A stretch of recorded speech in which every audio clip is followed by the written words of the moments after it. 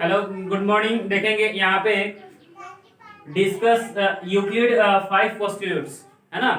Euclid का जो एक्जियम्स था वही फिर उसी का यहाँ पे पोस्टिल्यूट्स जानना है। पोस्टिल्यूट्स है कि जो एक्जियम्स था उसी का सेम रूप है। मतलब कि एक्जियम्स कहने का मतलब क्या है कि जो रियल है, जिसमें कोई बदलाव, जिसको कोई प्रूफ की जरूरत नहीं है, उसी का है यहाँ पे पोस्टिल्यूट्स। एक्जियम्स जो था उसको हम अरिथमेटिक में भी डिस्कस करते थे, अलजेब्रा में भी डिस्कस करते थे उसका लेकिन पोस्टिल्यूट्स जो है इसको हम ओनली ज्योमेट्री में डिस्कस करेंगे। बस यहाँ पे डिफरेंसेस बस थोड़ा सा यही है कि एक्जियम्स को हर जगह पे, हर प्लेस पे यूज करते थे, चाहे वो अरिथमेटिक हो या ज्योमेट्री हो या फिर कोई कैलकुलस हो या कोई भी मैथ्स हो, उसमें यूज करेंगे, या फिर कोई जनरल लाइफ से भी यूज करते हैं। लेकिन पोस्टुलेट्स का जब बात होगा तो इसको केवल ज्योमेट्री के लिए ही यूज करते हैं। तो फर्स्ट 5 पोस्टुलेट्स में पहले पोस्टुलेट्स को देखेंगे।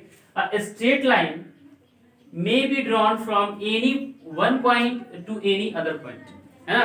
कह रहा है कि स्ट्रेट लाइन, कोई स्ट्रेट लाइन जो ड्रॉ होगा एक पॉइंट से दूसरे पॉइंट तक, स्ट्रेट लाइन अगर ड्रॉ करना होगा तो उसमें 2 पॉइंट तो चाहिए ही। कोई भी स्ट्रेट लाइन ड्रॉ जब करेंगे तो उसमें 2 पॉइंट चाहिए ही। इस पॉइंट से उस पॉइंट पे जाएंगे फिर स्ट्रेट लाइन आपका ड्रॉ होगा। कह रहा है स्ट्रेट लाइन में be drawn from any one point two any other point. यही आपका फर्स्ट पोस्टुलेट्स है, समझेंगे इसको। कह रहा है कि एक ये पॉइंट है और एक पॉइंट यहाँ पे है, 2 पॉइंट है, तभी इससे हम क्या करेंगे, एक स्ट्रेट लाइन ड्रॉ कर सकते हैं, है ना। ऐसे अगर नाम देते हैं इसका तो ए और बी बोले तो कम से कम एक स्ट्रेट लाइन ड्रॉ करने के लिए कम से कम 2 पॉइंट्स होने चाहिए। तो फर्स्ट पोस्टुलेट्स को समझ पा रहे हैं कि एक स्ट्रेट लाइन ड्रॉ करना है तो कम से कम 2 पॉइंट्स होने चाहिए, तभी इसको फर्स्ट पोस्टुलेट ड्रॉ करेंगे। और ये जो लाइन ड्रॉ किए हैं तो देखो इसको प्रूफ की जरूरत नहीं है, इसको प्रूफ करने को नहीं है या फिर कहीं करने को नहीं मिलेगा कि यह एक स्ट्रेट लाइन है, इसको प्रूफ करें, है ना। क्योंकि ये ऑलरेडी प्रूव्ड है, ये प्रूव किया हुआ, ये इसको प्रूफ की जरूरत है नहीं। प्रूफ की जरूरत किसको होती है, प्रूफ की जरूरत थ्योरम्स को होते हैं, है ना। तो इस तरह से आगे नेक्स्ट सेकंड पोस्टुलेट्स को देखेंगे। और सेकंड पोस्टुलेट से जो आपका है, कह रहा है terminated line can be produce indefinitely, है ना। कोई टर्मिनेटेड लाइन जो है वो इंडेफिनेटली तक प्रोड्यूस हो सकता है, मतलब इनफाइनाइट तक प्रोड्यूस हो सकता है। और टर्मिनेटेड लाइन कहने का मतलब, टर्मिनेटेड लाइन कहने का मतलब दूसरा कुछ है और टर्मिनेटेड लाइन कहने का मतलब दूसरा कुछ है। टर्मिनेटेड लाइन कहने का मतलब indication of line segment A and B, okay. Terminated line कहने का मतलब कि लाइन यहां पे टर्मिनेट कर गया और यहां पे लाइन टर्मिनेट कर गया, मतलब दोनों साइड से टर्मिनेट कर गया, मतलब कि लाइन सेगमेंट हो गया। और लाइन सेगमेंट किसका पार्ट है भाई, लाइन का ही पार्ट है, क्योंकि लाइन के लिए कोई लेंथ की जरूरत नहीं होती है, बट लाइन सेगमेंट के लिए लेंथ चाहिए। 5 सेंटीमीटर, 4 सेंटीमीटर, 3 सेंटीमीटर, 2 सेंटीमीटर, है ना। कोई लेंथ चाहिए, कोई उसका लाइन सेगमेंट जब भी होगा तो उसको लेंथ चाहिए। और लाइन सेगमेंट के 2 एंड पॉइंट होते हैं, एक एंड पॉइंट ये और दूसरा एंड पॉइंट ये। कोई भी लाइन सेगमेंट ड्रॉ करेंगे तो उसके लिए 2 पॉइंट्स होने चाहिए। तो लाइन सेगमेंट समझ पा रहे हैं, कह रहा है कि line segment terminated line, terminated line indication किसको कर रहा है भाई, लाइन सेगमेंट को। लाइन सेगमेंट कहां से निकल के आता है, तो लाइन से निकल के आता है। कह रहा है कि ये जो टर्मिनेटेड लाइन है इसको इनफाइनाइटली, है ना, इंडेफिनेटली मतलब अनंत तक, लास्ट मतलब जितना चाहे उतना तक इसको आगे प्रोड्यूस कर सकते हैं, बोथ साइड, दोनों साइड्स, ओके। तो सेकंड पोस्टुलेट्स को समझ पा रहे होंगे। टर्मिनेटेड लाइन, टर्मिनेटेड लाइन कहने का मतलब कि लाइन सेगमेंट, और line segment is the part of line, okay. A terminated line can be produced indefinitely, है ना। इंडेफिनेटली मतलब अनंत तक, लास्ट तक, जितना चाहे उतना इसको प्रोड्यूस कर सकते हैं एक टर्मिनेटेड लाइन को, ओके। तो इस तरह से आप सेकंड पोस्टुलेट्स को समझ पा रहे होंगे। नेक्स्ट आगे देखेंगे, थर्ड पोस्टुलेट्स है a circle can be drawn with any centre and any radius. कह रहा है कि कोई सर्किल किसी भी रेडियस और किसी भी सेंटर से ड्रॉ किया जा सकता है, तो किया जा सकता है भाई, इसको प्रूफ की जरूरत नहीं है। जैसे कि हमने एक सेंटर लिया ये और इसका नाम है O, और हमने एक रेडियस लिया, और रेडियस जो है, रेडियस हो सकता है कि 2 सेंटीमीटर का कोई भी रेडियस, है ना, कोई भी सेंटर और कोई भी रेडियस, बट एक सर्किल ड्रॉ करने के लिए एक सेंटर और एक रेडियस चाहिए। अगर सर्किल ड्रॉ करना है तो एक सेंटर और एक रेडियस होना है, तभी जाकर के सर्किल ड्रॉ हो पाएगा। या फिर दूसरे भाषा में इसको बोल सकते हैं कि कोई भी सेंटर हो और कोई भी रेडियस हो तो हम एक सर्किल ड्रॉ कर सकते हैं। तो हमने एक सेंटर लिया O और हमने रेडियस, कोई भी रेडियस, एज एग्जांपल हमने 2 सेंटीमीटर का रेडियस लिया और 2 सेंटीमीटर से हमने एक सर्किल ड्रॉ किया, है ना।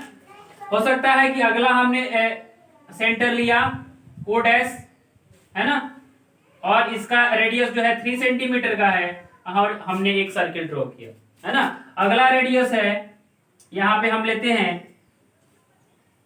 P, सेंटर P, और रेडियस 5 सेंटीमीटर का लेते हैं और इस तरह से सर्किल को ड्रॉ करेंगे, है ना। तो आप कोई भी सर्किल ड्रॉ कर सकते हैं, बट सर्किल को ड्रॉ करने के लिए एक सेंटर और एक रेडियस चाहिए है, तभी आप सर्किल को ड्रॉ कर सकते हैं। तो थर्ड पोस्टुलेट्स यही कह रहा है कि a circle can be drawn with any centre and any radius. Circle को हम किसी भी सेंटर और किसी भी रेडियस से ड्रॉ कर सकते हैं। तो सेकंड थर्ड पोस्टुलेट्स आपको समझ में आ गया होगा। नेक्स्ट देखेंगे फोर्थ, है ना। 4 नंबर है, all right angle are equal to one another. Correct, जितने भी राइट एंगल्स हैं सारे आपस में इक्वल होंगे। राइट एंगल कहने का मतलब तो समझ ही रहे होंगे, 90 डिग्री, है ना। ये राइट एंगल है, एक और भी राइट एंगल है, दूसरा राइट एंगल ये है ना, तीसरा राइट एंगल ये है। तो इस तरह से चौथा राइट एंगल ये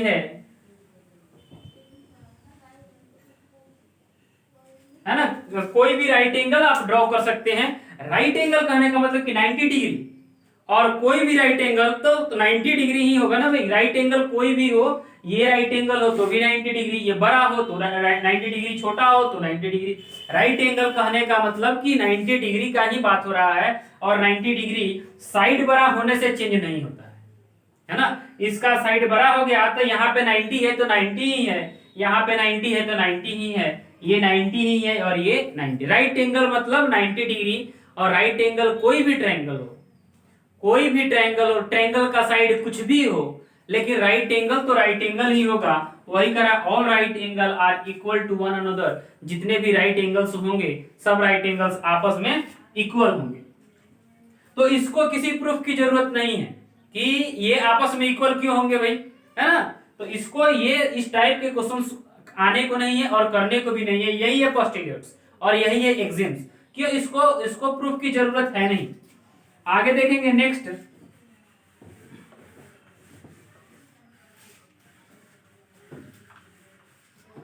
नेक्स्ट है आपका पोस्टुलेट्स 5, और 5 नंबर कह रहा है,